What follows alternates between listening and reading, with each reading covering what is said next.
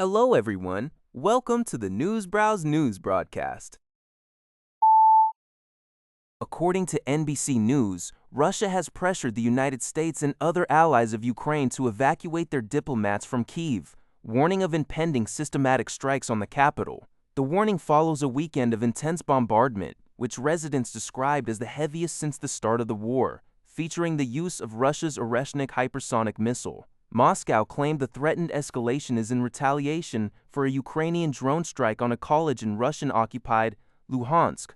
Russian Foreign Minister Sergei Lavrov personally warned U.S. Secretary of State Marco Rubio, asking him to relay the message to President Donald Trump. Rubio noted that while there are no active negotiations, the U.S. remains prepared to play a constructive role. Meanwhile, European allies, including the European Union mission, France, and Poland, rejected the Kremlin's warning, calling it a sign of desperation and vowing to stay. A State Department spokesperson stated there are no current changes to U.S. embassy operations in Kyiv.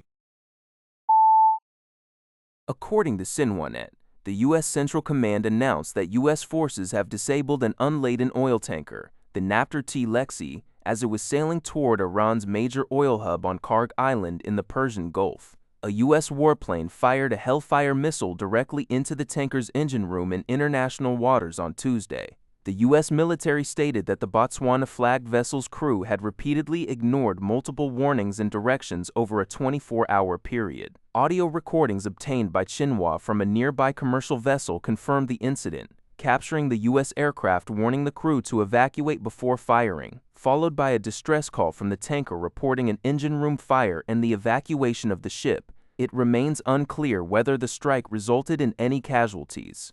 The TLexie had been sanctioned by the U.S. Treasury in March 2025 for its involvement in the Iranian oil trade. The attack comes amid ongoing U.S. military restrictions prohibiting vessels from entering or leaving Iranian ports. According to Xinhua, U.S. Secretary of State Marco Rubio stated during a Senate Foreign Relations Committee hearing that a peace deal between Washington and Tehran is within reach. Rubio revealed that Iran has agreed to negotiate aspects of its nuclear program for the first time in recent memory, suggesting an agreement could be finalized very soon. He outlined a two-phase process. The first phase would involve Iran reopening the Strait of Hormuz without tolls or naval mines and halting attacks on ships without receiving sanctions relief. The second phase would focus on limiting Iran's nuclear enrichment activities and disposing of its highly enriched uranium stockpile. However, Rubio's optimistic projection stands in stark contrast to reports from Iranian and British media, which indicate that the negotiations remain deadlocked. Iranian media reported that Tehran has suspended peace talks and is reviewing the latest U.S. proposals, with Iranian officials blaming new and contradictory American demands for the prolonged stalemate. According to a report by Xinhua, a new round of ambassador-level talks between Israel and Lebanon is currently underway at the U.S. State Department in Washington, D.C. The diplomatic effort comes as violent clashes between Israel and Hezbollah continue on the ground. The talks, which lasted all day Tuesday and are scheduled to continue, are being led on the U.S. side by Deputy National Security Advisor Mike Needham and State Department Counselor Dan Holler. U.S. Secretary of State Marco Rubio emphasized that Washington is attempting to keep the Israel-Lebanon negotiations separate from issues involving Iran, which he accused of trying to disrupt the peace process.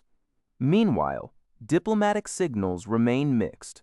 While U.S. President Donald Trump stated he had secured commitments from both sides to ease tensions, a senior Hezbollah official recently rejected any partial ceasefire, specifically refusing a proposal to halt attacks on northern Israel in exchange for Israel sparing Beirut's southern suburbs. Since March 2, Israeli attacks on Lebanon have resulted in over 3,400 deaths.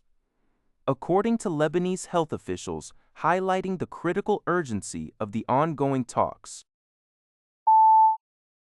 According to a report by UPI, Nvidia CEO Jensen Huang visited the SK Hynix booth at Computex 2026 in Taipei on Tuesday, where he met with SK Group Chairman Chai Tae-won. During the visit, Huang emphasized the critical need for artificial intelligence memory chips by writing, "Please make more," on an HBM4E wafer displayed at the booth. He also signed other advanced memory products, highlighting the deepening AI partnership between the two technology leaders. In response to the intensifying memory supply crunch, SK Group Chairman Chai Tae-won announced ambitious plans to address the bottleneck, which is expected to persist until 2030. Chai revealed that SK Group aims to double its overall wafer production capacity within the next 5 years, despite the immense investments and timelines required to build new memory fabrication facilities. SK Hynix currently supplies Nvidia with cutting-edge low-power memory and its latest high-bandwidth memory, which are essential for Nvidia's next-generation AI accelerators. That's all for this video. Thank you for watching. See you in the next video.